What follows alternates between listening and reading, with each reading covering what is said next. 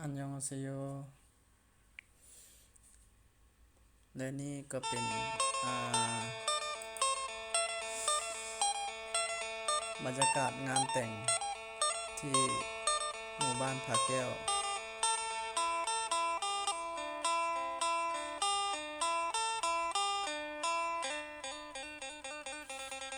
นี่ก็เป็นการให้เคยการให้เจ้าบ่าวที่มาสู่ขอเจ้าสาวก็จะมีผ้าขวัญมีต้นกล้วยซึ่งเป็นที่ของประเพณีของลาวต้องมีการจัด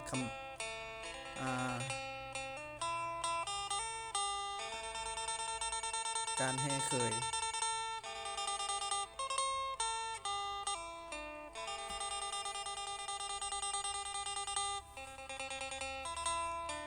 ซึ่งก็มีญาติพี่น้องและเฒ่าแก่ลุงตามาเป็นสักขีพยานในงานนี้มีทั้งเฒ่าแก่นายบ้านญาติพี่น้องหมู่เพื่อนฝูงทั้งหลายก็มาเป็นสักขีพยานในงานแต่งในวันนี้ผมก็ขออวยพรอวยไซให้น้องชายและหลานสาวของฉันจงรักกันไปนานๆ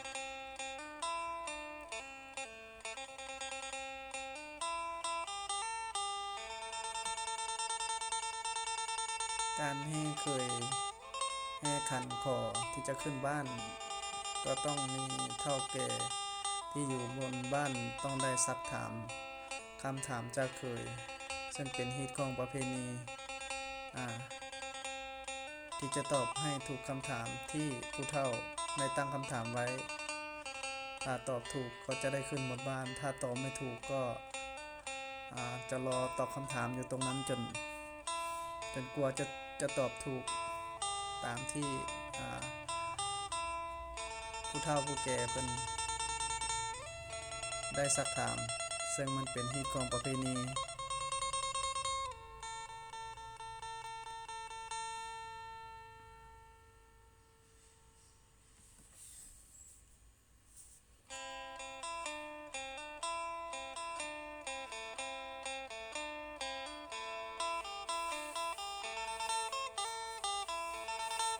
หลังจากขึ้นไปบนบ้านแล้วผมก็ไม่สามารถขึ้นไปถ่ายคลิปได้เพราะว่าผมเดินไม่สะดวกวันนี้ก็คนเยอะเหลือเกินผมก็ไม่สามารถขึ้นไปบนบ้านเพื่อจะไปถ่ายคลิปได้เพราะผมกลัวจะเกิดอุบัติเหตุขึ้นเพราะมีคนที่ดื่มเหล้าเมาสุราเยอะผมก็เลยไม่กล้าจะขึ้นไป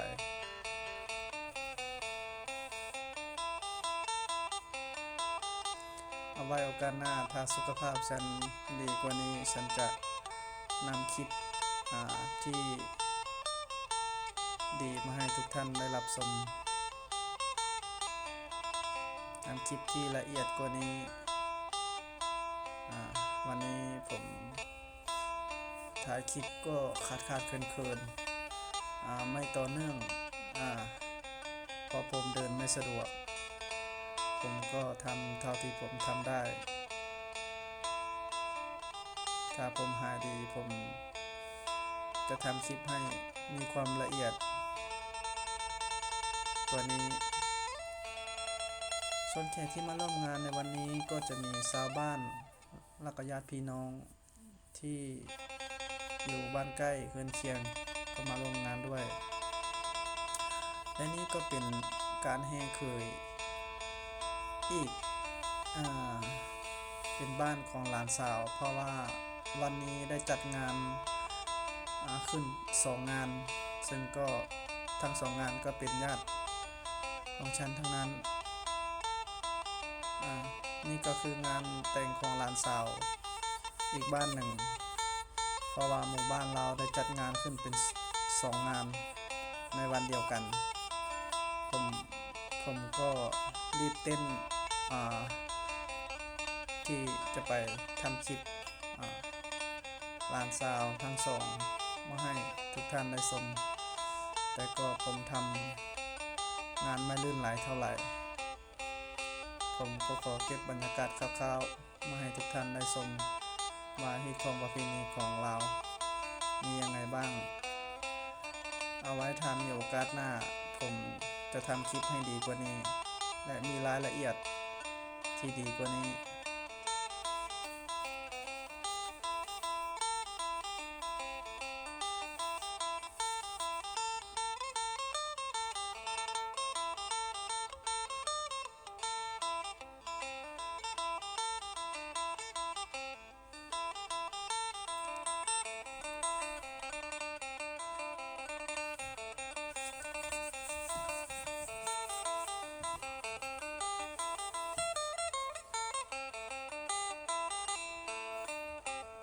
การที่เคยที่จะขึ้นบนบ้านได้ก็ไม่ใช่เรื่องง่ายเพราะว่ามันต้องมีฮีตของประเพณีที่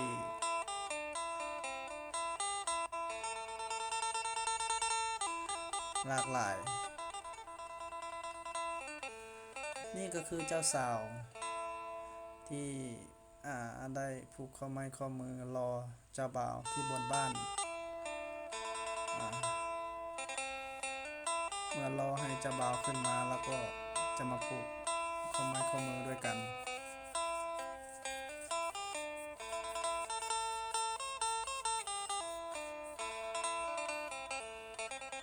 แต่ผมก็ไม่สามารถถ่ายคลิปตอนที่เจ้าบ่าวเจ้าสาวมัดแขนเพราะว่าตอนนั้นคนเยอะเหลือเกินตอนนี้คนไม่เยอะเท่าไหร่ผมก็สามารถขึ้นมาอัดคลิปได้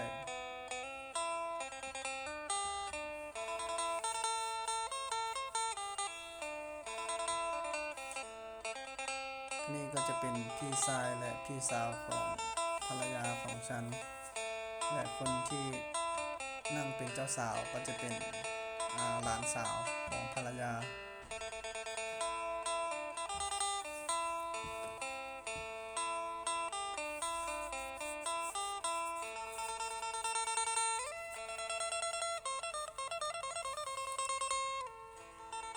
พวกเขาจะผูกข้อมือต้อนรับเจ้าสาวก่อนที่จะผูกข้อมือต้อนรับเจ้าบ่าวอีกทีหนึ่งตอนนี้ก็มีแค่ญาติพี่น้องที่ใกล้ชิดที่สามารถขึ้นมาให้คำอวยพรให้กับเจ้าสาวในตอนหนึ่งตอนนี้เจ้าบ่าวจะไม่สามารถขึ้นมาผูกข้อมือร่วมกับเจ้าสาวได้เพราะต้องรออีกนิดหนึ่งเพราะมันเป็นฮีตของประเพณีหลังจากที่ผูกแขนรับเจ้าสาวแล้วก็จะรอให้เจ้าบ่าวขึ้นมาแล้วก็ผูกแขนอีกทีหนึ่งด้วยกันจะเป็น2 ครั้ง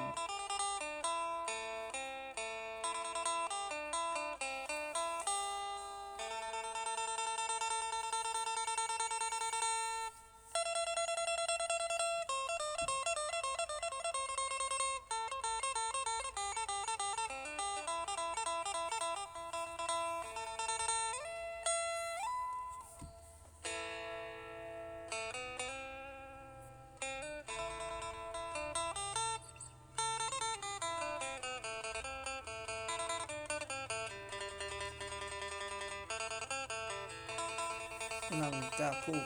ข้อไม้ข้อมือพอตกมาถึงกลางคืนก็จะมีการฟ้อนระบงหรือว่าเต้นระบงสามัคคีวันนี้ภรรยาของผมก็ใส่ไปเต็มที่เพราะไม่ได้เจอเพื่อนฝูงมานานแ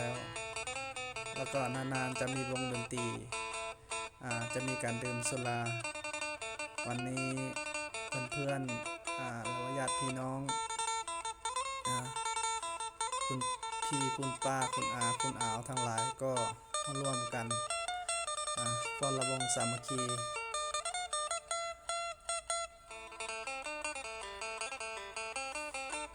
ผมก็เลยเก็บบรรยากาศการเต้นระบงสามัคคี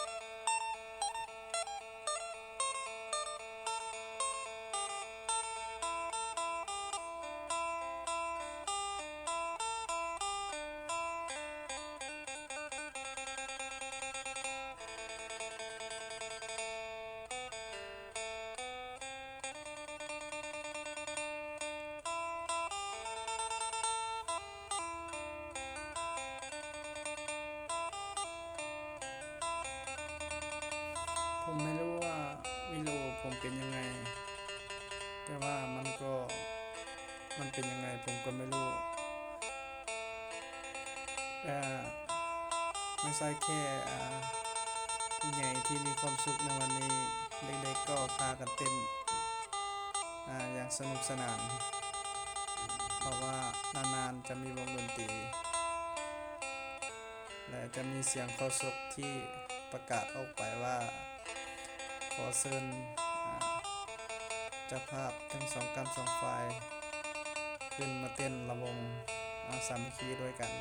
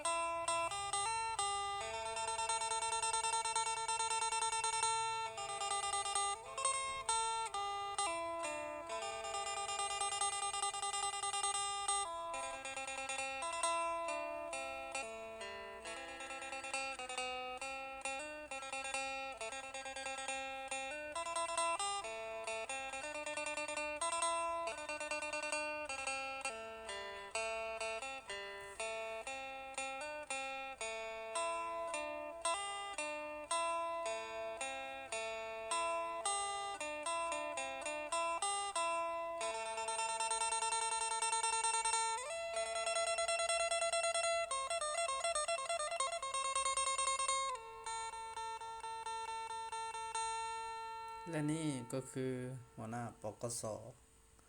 อ่าหัวหน้าปกสหรือว่าจะเรียกว่า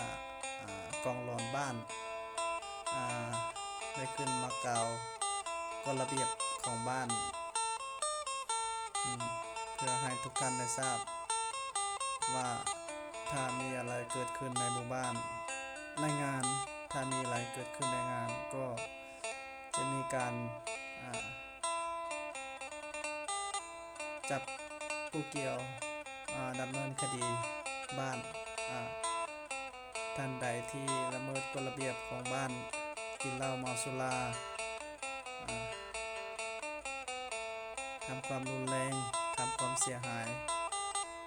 สร้างความวุ่นวายในงานก็จะถูกจับและกักขังจนถึงพรุ่งนี้เช้าถึงจะปล่อยออกไปได้นี่ก็คือคำกล่าวที่ได้ตักเตือนวัยรุ่นที่ดื่มเหล้าเมาสุราก็ไม่ควร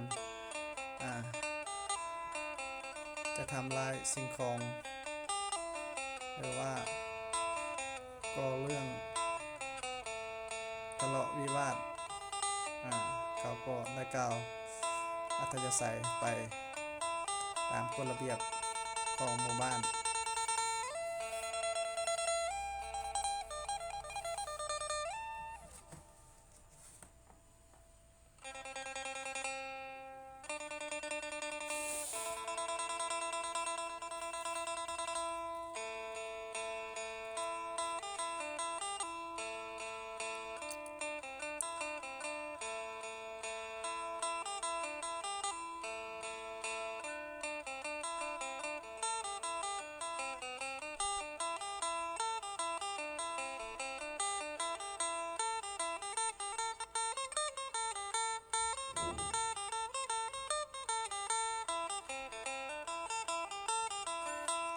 หลังจากนี้ก็จะเป็นการ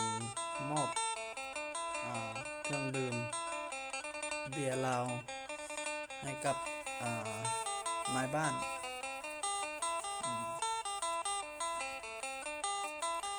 ให้กับเจ้าหน้าที่ที่มางานในวันนี้ก็จะมีการมอบเบียร์1 ลังให้กับนายบ้านที่มาร่วมงานในวันนี้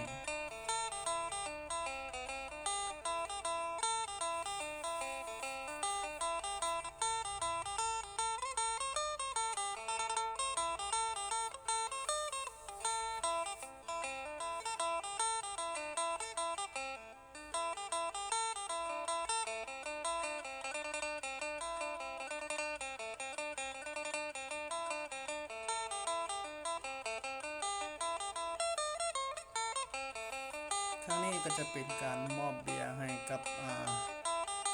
สงบสุขกองหลอนอ่านี่ก็คือการมอบเบียร์และผมก็ขอถ่ายรูปภาพไว้